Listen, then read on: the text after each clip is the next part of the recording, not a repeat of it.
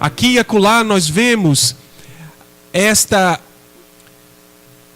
esse estigma, este peso cultural que vocês, especificamente mulheres, sofrem em diferenças de classes, em diferenças de gênero. Tradicionalmente, ainda infelizmente, por exemplo, na conta da dimensão profissional, quase sempre as mulheres têm patamares salariais abaixo dos homens, mesmo ocupando a mesma função de um mesmo cargo e provavelmente de uma mesma instituição ou organização empresarial.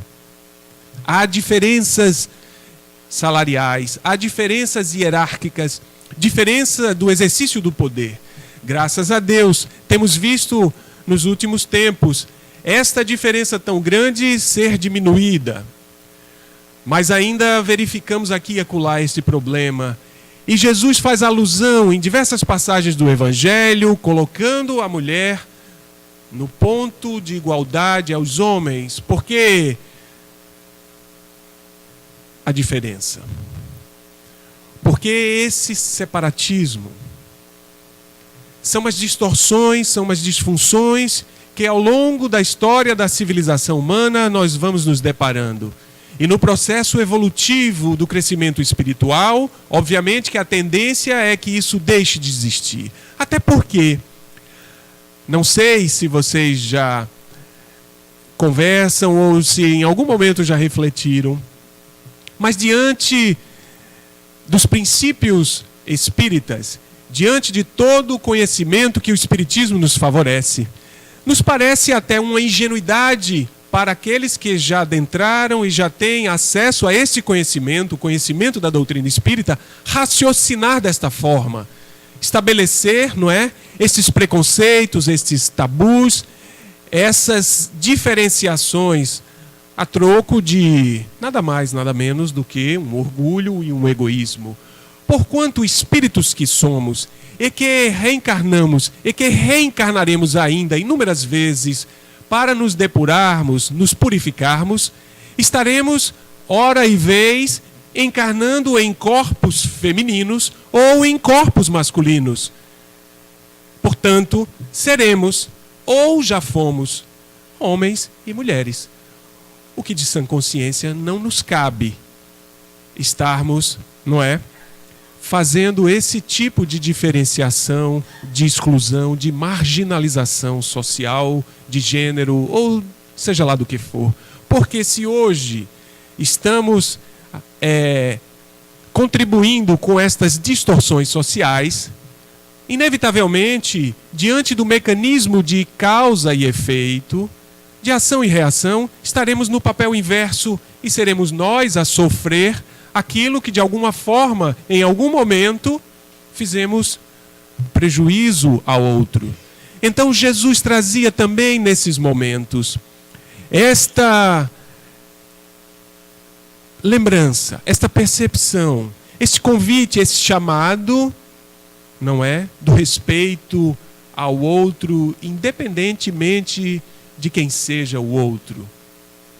E, portanto, a passagem da mulher hemorroísa nos traz à tona também, porque Jesus eleva a condição de cura, de resolução de um problema que para nós aparentemente não é tão grande, não é tão grave, afinal de contas ninguém morre por isso.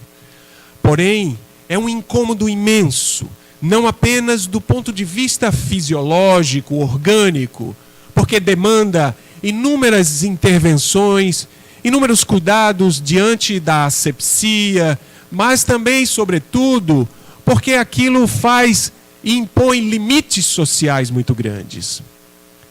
É desconfortável, a pessoa é tocada na sua autoestima, processos psicológicos que vão interferir no bom e no sadio uso da vida em sua plenitude, e um sem número de outras coisas que poderíamos citar.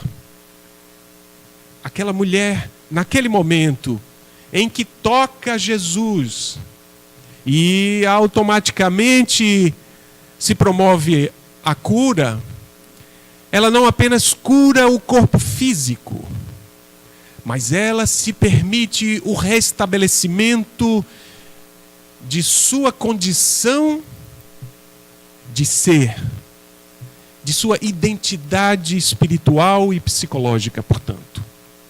Ela começa a refazer e a ter acesso a inúmeras situações que, diante daquele problema, ela não tinha a capacidade de exercitar.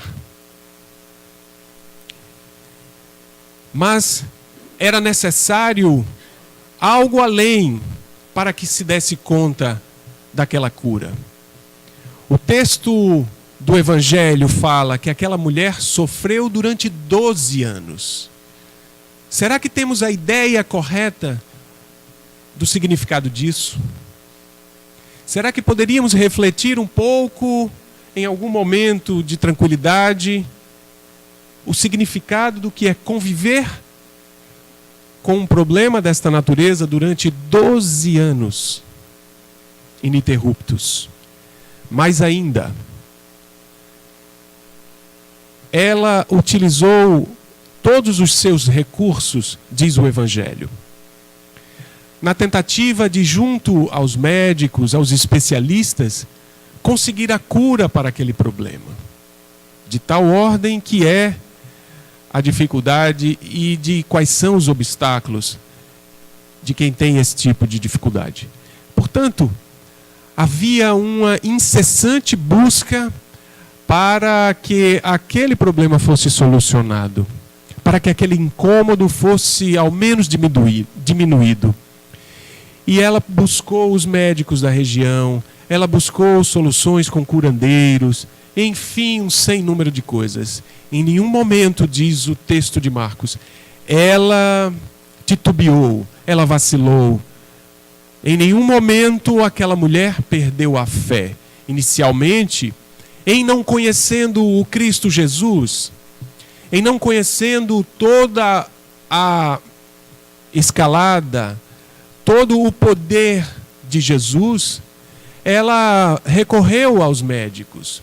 Jesus, em seu ministério, utilizou apenas 3 anos de nossa escala, não é, de tempo. Então, como ela sofreu 12 anos, ela não poderia ter conhecido Jesus antes, por razões óbvias. Mas não apenas isso, não é?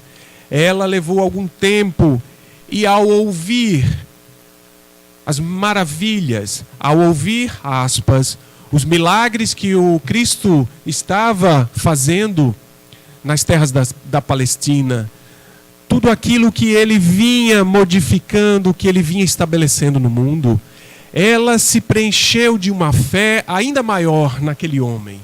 O Salvador, o Messias, aquele que veio renovar o mundo, aquele que veio trazer uma boa nova, uma nova libertação, a real libertação. E os prodígios do Cristo já circundavam aos 4 cantos. Inúmeras pessoas que haviam se beneficiado davam seu próprio testemunho de cura, de modificação. E Jesus dividiu o mundo após a sua chegada. Aquela mulher imbuiu-se de uma fé inquebrantável e foi em busca de um momento com Cristo. Como era normal, Jesus estava cercado de uma multidão. Na fala evangélica, uma multidão de povo. E ela, com dificuldades, por suas limitações, por sua estatura, dizem as tradições espirituais, era uma mulher franzina. Portanto, é de se esperar de pouca mobilidade diante de uma multidão. Chegar até o Cristo não era algo tão simples. Mas ela se esforçou, arrastou-se até.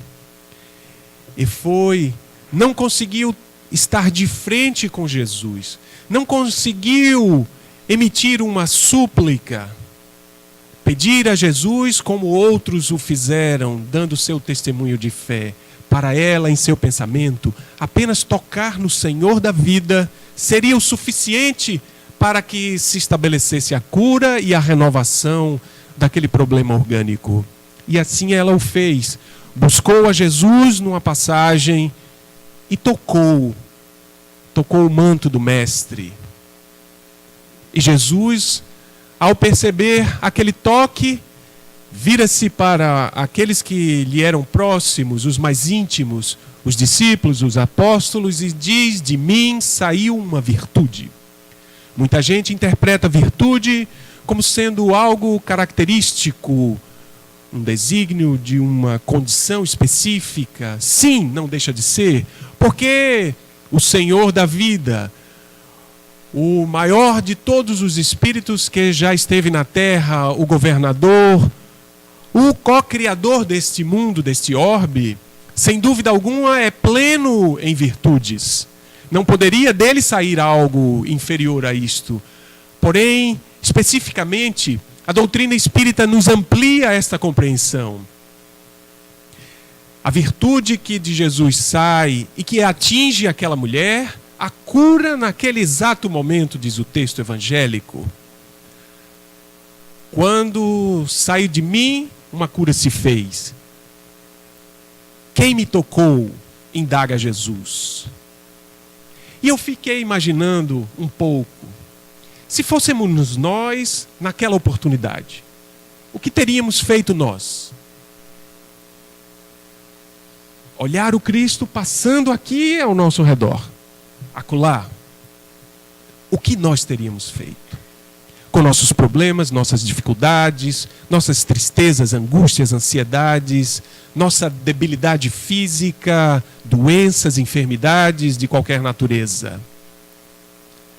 Cegos, paralíticos, impedidos de toda ordem, buscaram a Jesus. Acreditaram no Senhor. E nenhum deles, diante da lei e do merecimento, deixou de ser atendido. O Senhor da vida dizia: eu não vim para os sãos, mas sim para os doentes. Aquela mulher acreditou piamente, se sentia debilitada, limitada e foi até Jesus. Mas só foi porque ela também nutria em si, no âmago do seu ser, uma virtude. A virtude da fé. Quantos de nós aqui e acolá titubeamos? Quantos de nós volvemos a nossa fé, a nossa acreditação apenas para o ponto de vista, o aspecto material? Se eu trabalhar muito durante 8 meses, 14 horas por dia, eu vou comprar aquele carro novo. Se eu fizer isso, eu consigo aquilo.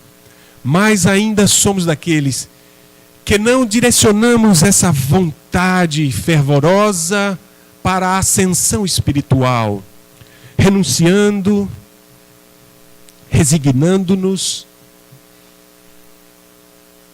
para as coisas mais importantes, que são as coisas do Espírito. Buscai antes o reino de Deus, e o mais vos será dado por acréscimo, diz o Senhor.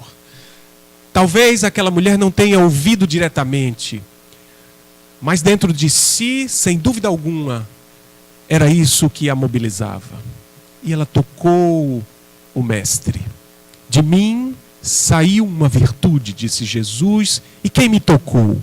Procurou, e ela, diz o texto, temerosa, tremendo inclusive.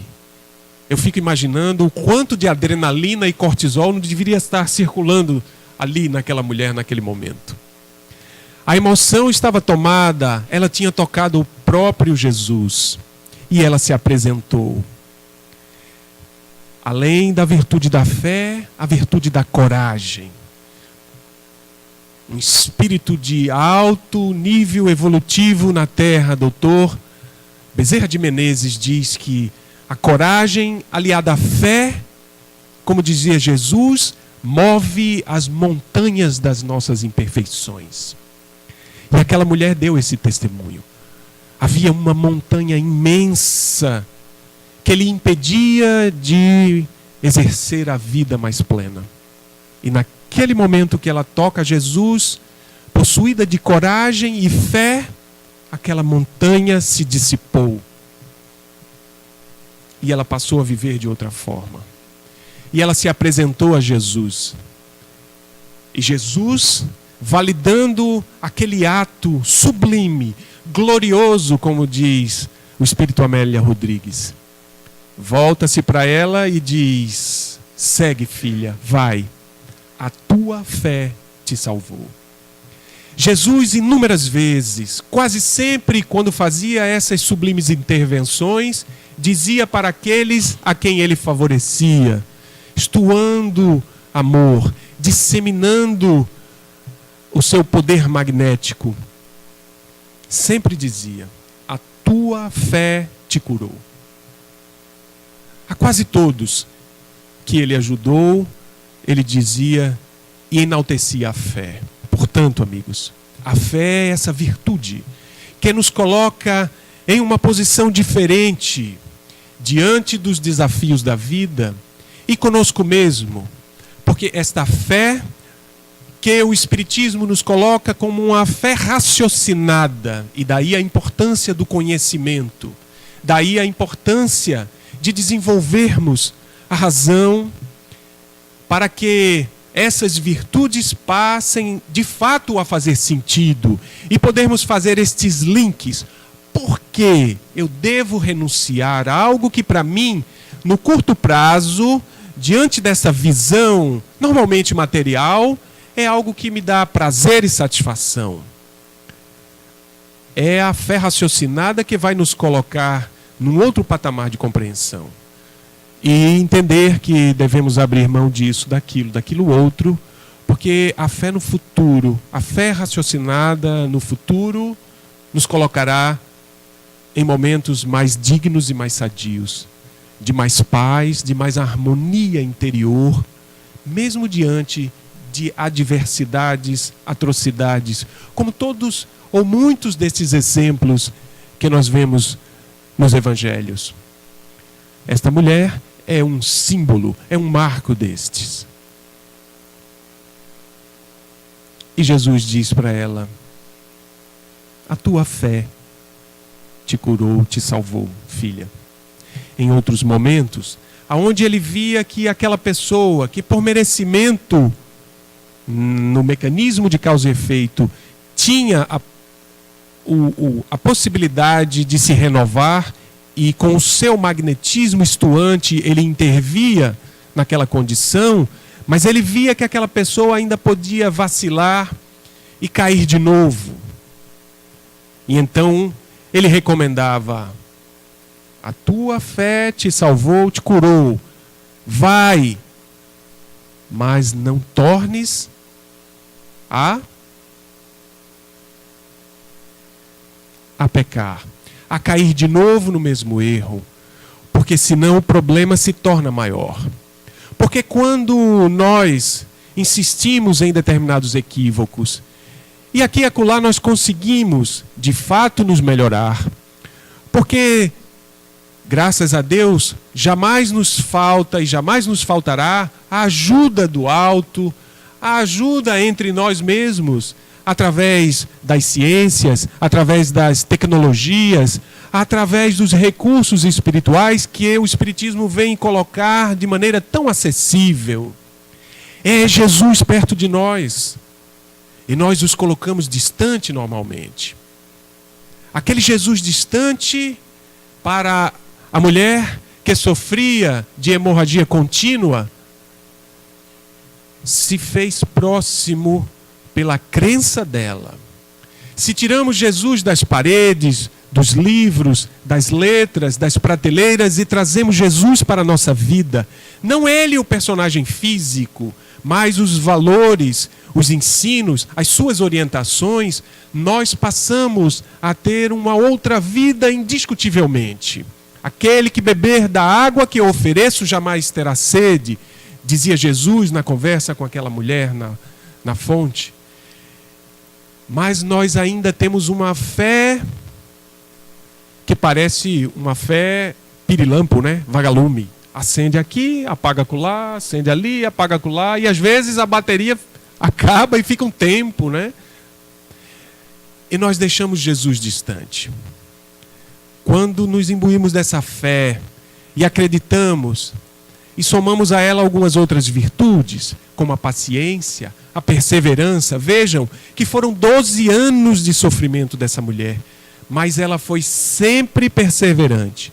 Tentou aqui, tentou acolá, buscou um, buscou outro, inúmeras vezes, sem parar, utilizou os recursos que tinha, buscou ajuda sempre, até ao momento de que ela foi brindada com a sua libertação.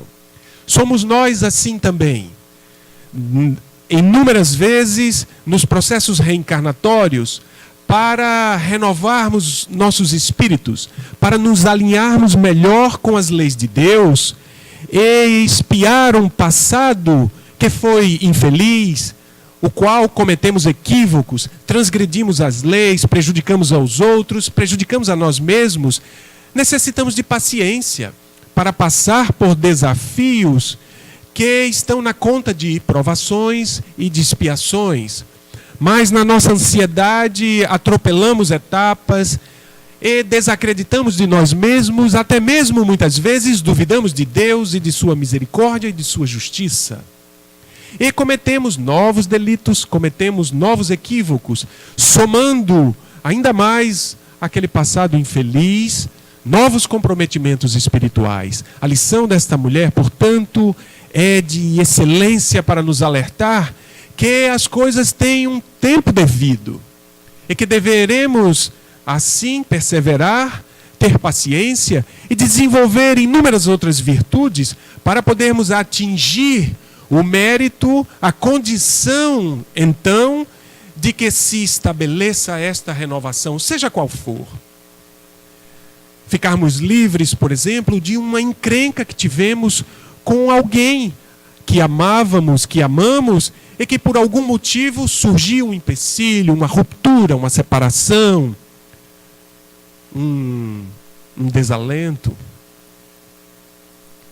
uma antipatia que se formou a partir da divergência de opiniões, por exemplo, ou de uma agressão cometida, e nós não nos permitimos a reconciliação, a prática, o exercício do perdão, por exemplo, outras virtudes. E vamos nos perdendo nesse trânsito que a vida nos dá a oportunidade de seguir, de caminhar. Assim, amigos, a lição da mulher hemorroísa é uma lição de fé e libertação. É uma lição de paciência e perseverança. É uma lição de flexibilidade, que é outra característica psicológica importante, mas que poucos de nós ainda sabemos exercitar. Porque nos fechamos nos nossos pontos de vista, nas nossas crenças rigorosas, inflexíveis, e não enxergamos as soluções que estão muitas vezes muito próximos de nós. Aquele desafeto, muitas vezes, aquela pessoa que nos cobra tanto, geralmente pode ser a fonte positiva da nossa renovação, que nos convida a pensarmos um pouco diferente. Que a opinião A, B ou C não anula a opinião D, E ou F. E muitas vezes elas se complementam. Através da fé, através da flexibilidade, do respeito, da ampliação da nossa visão num horizonte mais positivo. Essa lição, portanto, como falávamos no início, é uma lição sempre atual. Mas, Rui, tem algo que eu ainda não entendi direito. Se Jesus não direcionou para ela, não impôs as mãos, não a olhou, não a recebeu, não ouviu um pedido daquela mulher, um pedido objetivo, explícito, claro, como aconteceu na maioria das outras, aspas, curas, dos outros fenômenos em que ele participou. Como é que houve isso então? E vamos encontrar a explicação maravilhosa na obra A Gênese, o último livro da codificação espírita. E lá vamos ver quando Kardec e os espíritos superiores discorrem a respeito exatamente das explicações sobre esses ditos milagres, estes fenômenos, que embora muita gente ache que é sobrenatural, não há nada de sobrenatural. Muito pelo contrário, Jesus disse que não veio derrogar as leis, mas fazê-las cumprir. Contudo, espíritos de alto nível de evolução, detentores de um conhecimento extraordinário, que ainda está muito distante do nosso, eles têm a capacidade e a habilidade de entender melhor inúmeros mecanismos nos quais eles podem trabalhar, direcionando fluxos magnéticos, direcionando a propriedades da matéria que sequer nós ainda imaginamos e não temos acesso. Mas um Cristo, um ser espiritual da magnitude de Jesus, ele tem este domínio, este controle sobre essas forças da natureza, essa disponibilidade que está aí, que deriva do fluido cósmico universal, a matéria-prima por excelente. E Jesus, então, direcionando ele como uma fonte sublime que estua um magnetismo superior, é como uma fonte sempre ligada, sempre acesa, estuando essas propriedades, necessitando apenas que haja um receptor que sintonize essas forças, que sintonize esse campo magnético, estas propriedades que naturalmente emanam de um ser como um Cristo, um espírito crístico. E aquela mulher imbuída daquela fé, daquela crença, daquela vontade firme de se melhorar, conseguiu, por sintonia mental, captar uma parte, uma porção, uma parcela daqueles benefícios que Jesus naturalmente disseminava e expandia de si mesmo. Por isso ele dizer, de mim saiu uma virtude, ou seja, ele percebeu que havia uma fonte receptora que conseguiu captar dele próprio o Senhor aquela condição, a condição sublime de doação para aqueles que de fato merecem, são merecedores e que buscam. Pedi, obterei. Buscai e acharei. Batei e abre-se-vos-á. Vejam que na fala de Jesus é sempre um verbo que inicia. Um verbo preconiza ou prescinde o quê? Uma ação. A natureza, ela é dinâmica. Então, exige sempre de nós nos colocarmos em movimento, em busca de algo. E mais felizes somos quando buscamos esse algo, uma fonte pura, cristalina, que nos eleve, que nos fortaleça de maneira mais segura, duradoura e digna. E Jesus é essa fonte sublime em nosso mundo. Aquela mulher, ao tocar as virtudes gloriosas do Senhor, conseguiu captar aquela parcela que lhe era necessária. De imediato, curou-se, estancou a hemorragia e lhe deu um novo brilho da vida. Abriu novos horizontes. E inúmeros fenômenos nós podemos ver de natureza similar. Particularmente, conhecemos uma pessoa que havia sido comprometida com um dos rins, mas uma pessoa de uma fé inquebrantável, de uma fé imensa em Jesus. Não era espírita, era de uma outra crença religiosa e que devemos o maior respeito. Mas ela acreditava piamente que estaria curada daquele problema renal. O rim direito daquela mulher havia sido comprometido. 2 tomografias já haviam decretado uma cirurgia para a extirpação daquele rim. E ela foi convidada por uma outra pessoa a participar, a receber procedimentos espirituais. Isto que comumente nós classificamos nas casas espíritas como tratamento espiritual. Passes magnéticos, água magnetizada, vibrações, irradiações à distância, não é? Concentração diante de leituras de mensagens elevadas, o Evangelho, mensagens de Emmanuel, e, enfim, não é? Preces, o poder da oração. E aquela jovem mulher se disponibilizou, acreditando naquele tratamento. Superou as barreiras da crença religiosa, dos dogmas, de uma série de aprendizado que a colocava como incrédula diante dessa realidade espiritual que nós espíritas já estamos mais habituados, não é?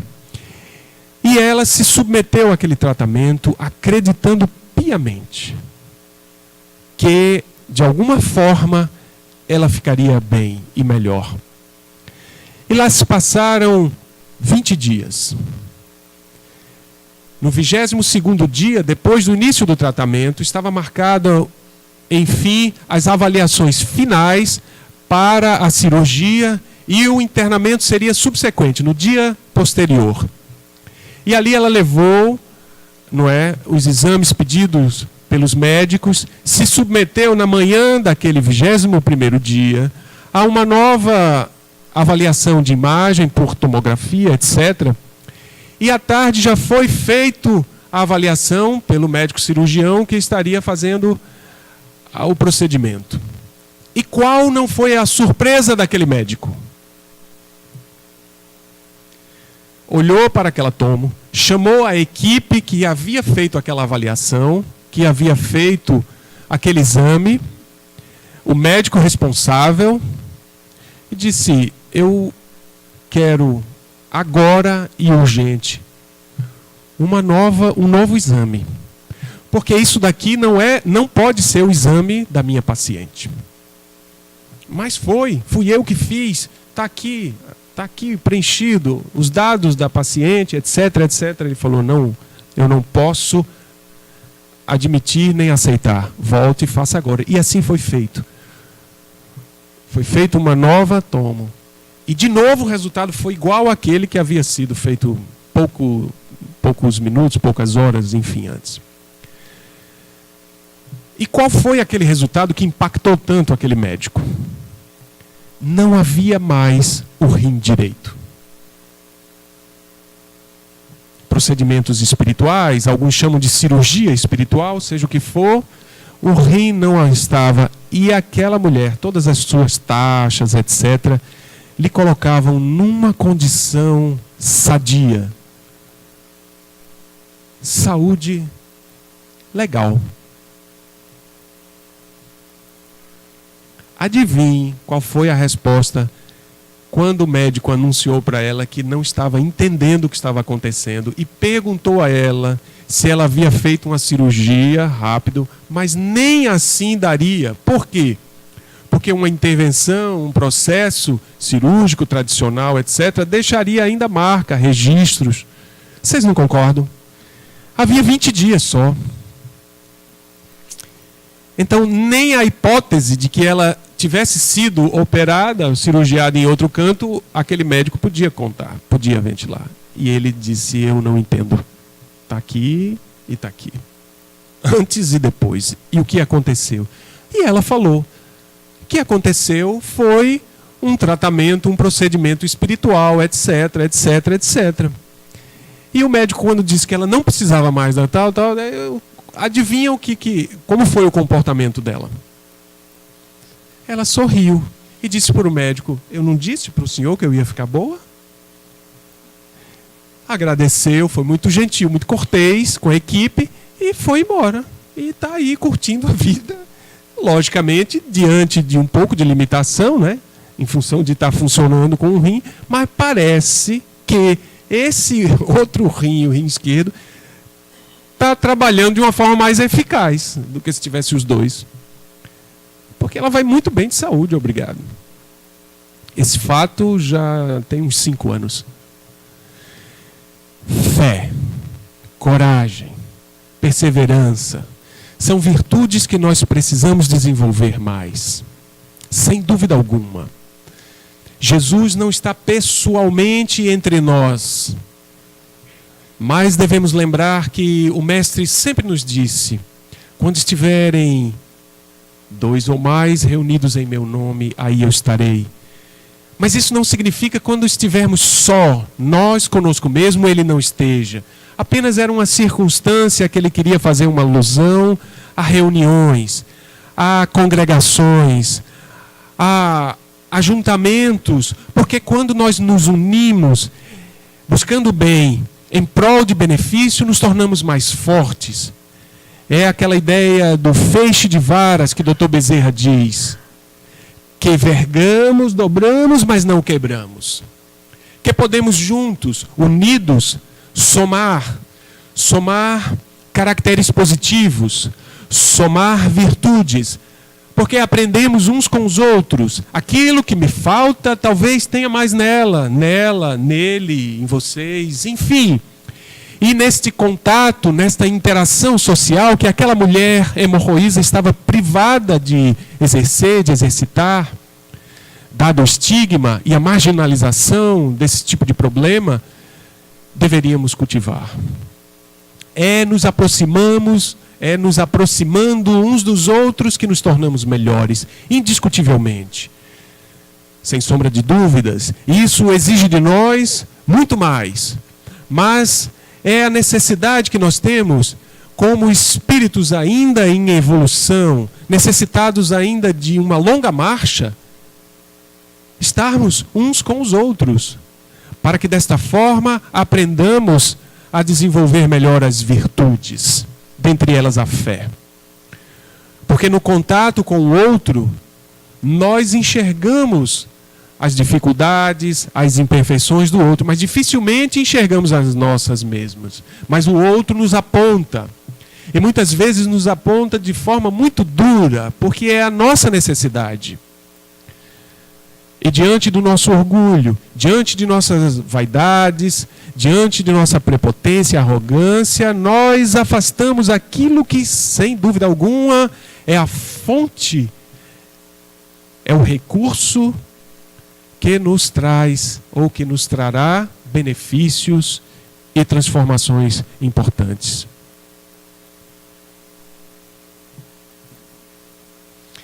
O exemplo da mulher hemorroíça nos faz esta alusão.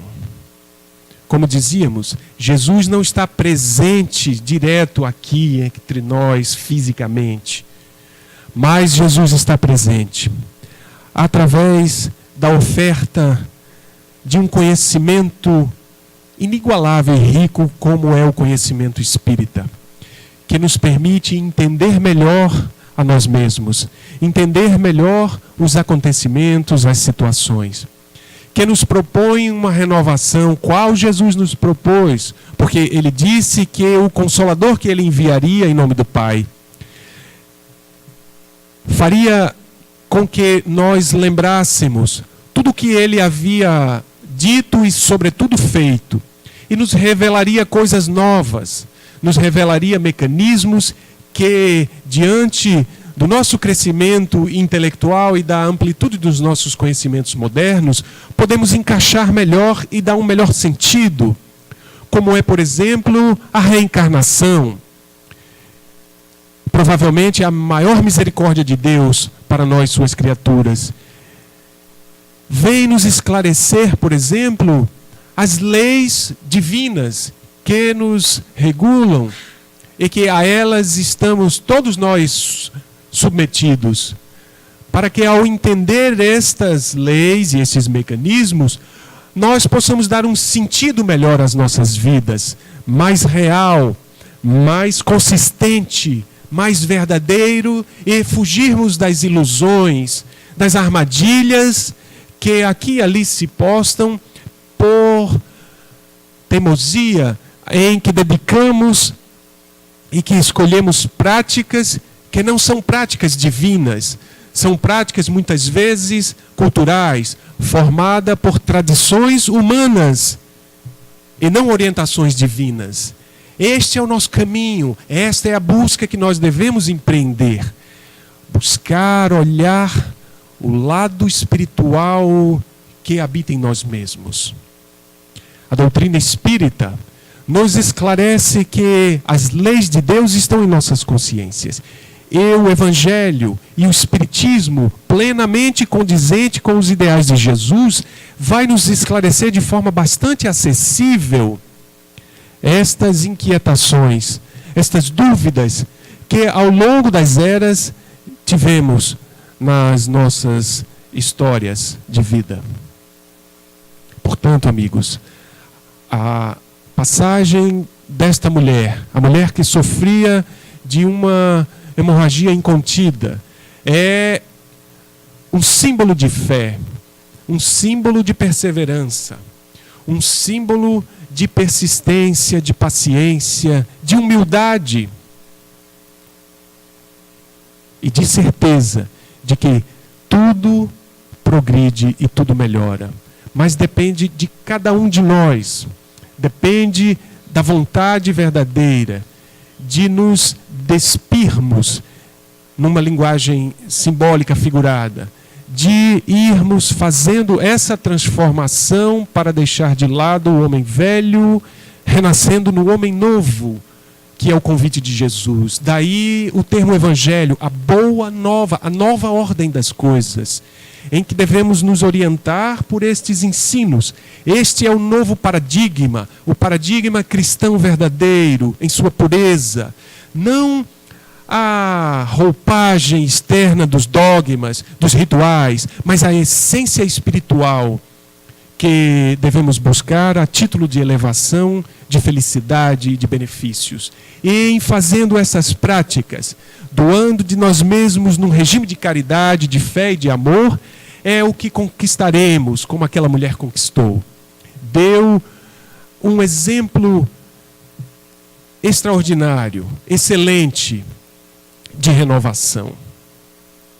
Como outros personagens, mas outros tantos anônimos no nosso dia a dia, assim também dão.